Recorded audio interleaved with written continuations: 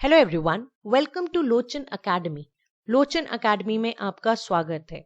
मेरा नाम है अर्शिता अग्रवाल और हमारी करंट अफेयर्स एनालिसिस सीरीज में आज हम एक बहुत ही ज़्यादा इम्पोर्टेंट टॉपिक डिस्कस करेंगे, जिसमें जो पंजाब और हरियाणा हाई कोर्ट है उसने बोला है कि अगर किसी के कास्ट को लेकर कोई रिमार्क्स किए जाएं एक फ़ोन कॉल पे, वो क्राइम नहीं होता है। शेड्यूल कास्ट और scheduled tribe prevention of atrocities act 1989 के तहत।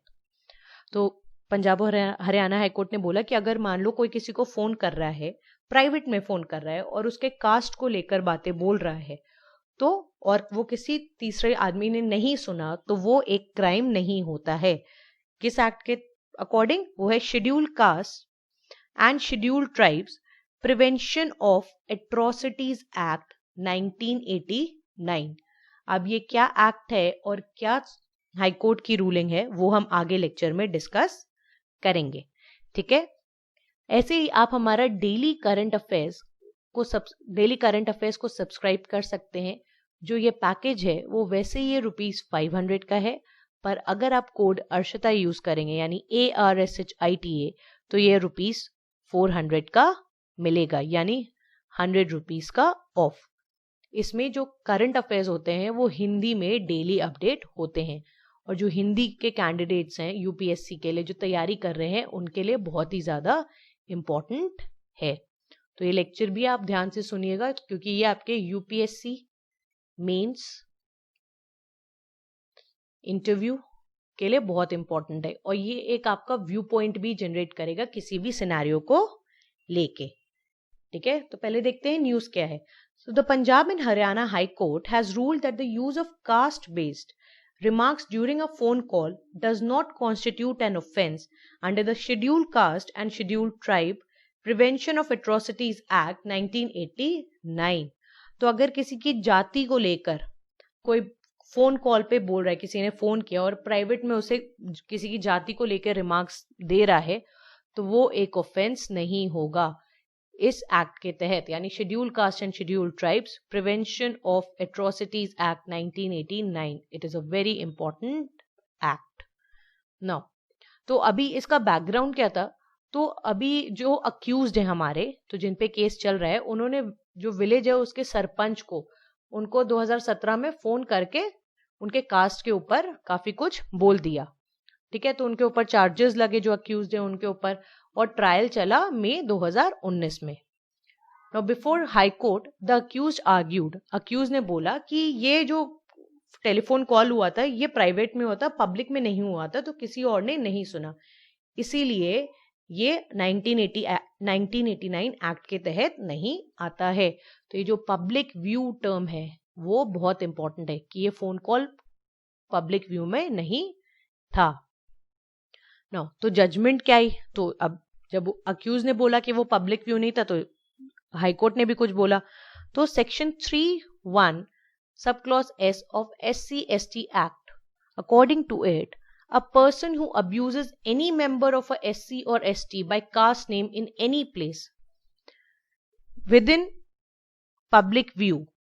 तो अगर कोई किसी भी, ये उससे रिलेटेड है कि अगर कोई भी आदमी किसी SC/ST के कास्ट के आदमी को, ठीक है, पब्लिक व्यू में अगर कुछ कहता है, तो ये वाला एक्ट उससे डील करता है, ये जो सेक्शन है। ठीक है, तो कोर्ट ने बोला कि जो एलिगेशंस लगे हैं they do not fall within the provisions of the 1989 act as the telephone call is not in a public view.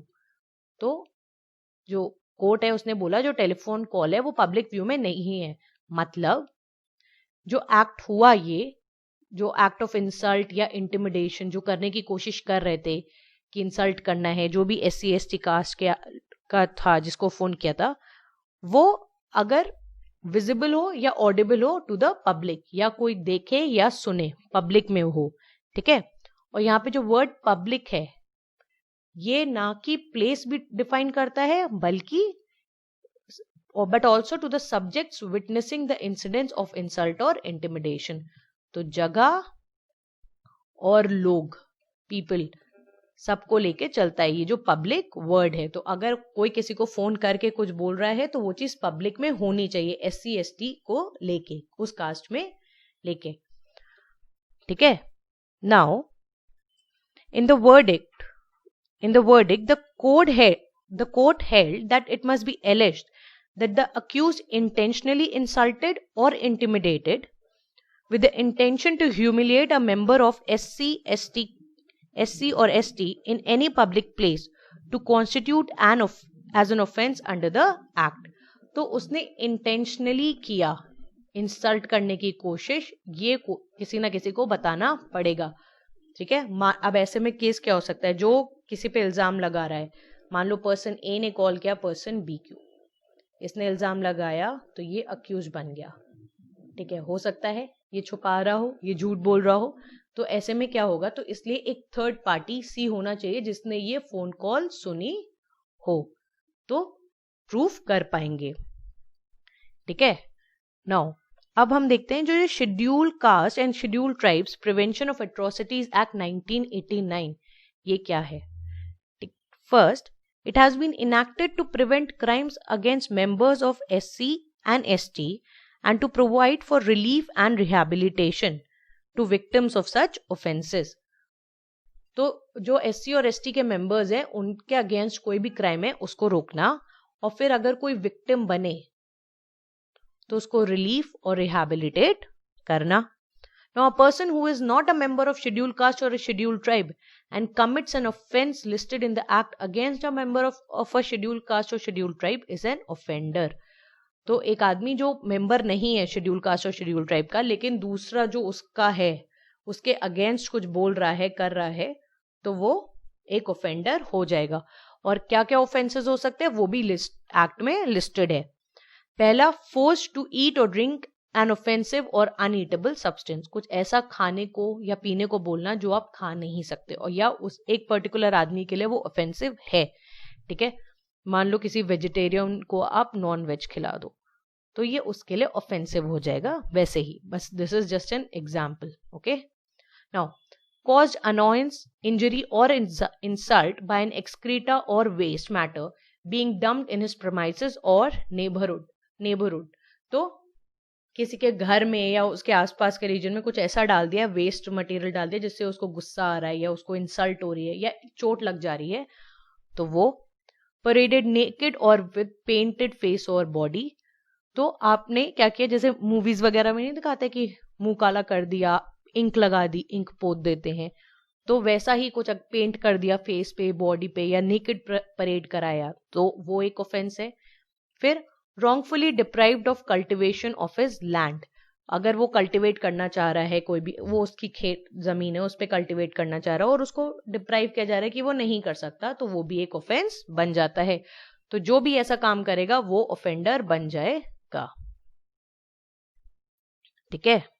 Now all the offenses under the act are cognizable and the police can arrest the offender without warrant and start investigation without taking orders from the court.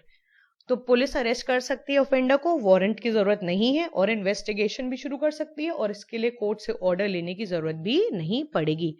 जो minimum punishment है most cases में 6 महीने का होता है imprisonment, और maximum 5 साल का विद फाइन। और कुछ केसेस में जो मिनिमम होता है वो 1 ईयर भी कर सकते हैं, 1 ईयर का की इम्प्रिजनमेंट हो जाएगा, और मैक्सिमम लाइफ टाइम इम्प्रिजनमेंट तक जा सकता है, और कभी कभी डेथ सेंटेंस भी होता है। तो इतना ज्यादा है कि अगर आपने किसी भी SC ST कास्ट वाले आदमी को कुछ बोला, गलत बोला, तो आपको ये पनिशमेंट मिल सकती है। नाउ, अगर कोई पब्लिक सर्वेंट करता है who is not a member of the scheduled caste और scheduled tribe deliberately neglects his duties which he has to perform under the act, he is liable for punishment with imprisonment up to 6 months. अगर कोई public servant, ठीक है, आप एक IAS officer बने, आप एक पब्लिक सर्वेंट हो और आप SC ST कास्ट के नहीं हो, और आपने किसी SC ST कास्ट वाले के अगेंस्ट कुछ बोला, कुछ गलत किया, या अपनी ड्यूटीज को निग्लेक्ट किया उससे रिलेटेड, तो आपको भी पनिशमेंट हो सकती है जो 6 महीने की हो जाएगी। तो भी अगर आप पब्लिक सर्वेंट बनना चाहते हो तो ये सब का याद रखना।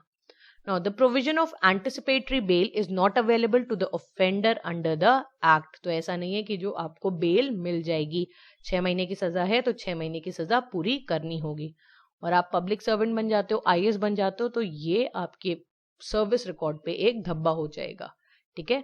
Now, there is also a provision of the Constitution of Special Courts for hearing cases on atrocities against scheduled caste and scheduled tribe. तो स्पेशल कोर्ट भी बनाए जा सकते हैं कि अगर जो शेड्यूल कास्ट और शेड्यूल ट्राइब्स के ऊपर क्या अत्याचार हो रहे हैं उससे रिलेटेड वो चीज को डील करने के लिए. तो ये था पूरा lecture about the Punjab and Haryana high court ruling. क्या था केस, ये एक्ट जरूर याद रखना, which is schedule caste and schedule tribes prevention of atrocities act 1989. बहुत ही ज्यादा इंपॉर्टेंट है. ठीक है. ये था आज का लेक्चर. अगर अच्छा लगा होगा लेक्चर तो लाइक बटन दबाएं और सब्सक्राइब करना ना भूले चैनल को. बेल आइकन दबाएं ताकि आपको नोटिफाई किया जाए जब भी हम लेक्चर अपलोड करें. तो आज के लिए बस इतना ही. मिलते हैं अगले लेक्चर में. धन्यवाद.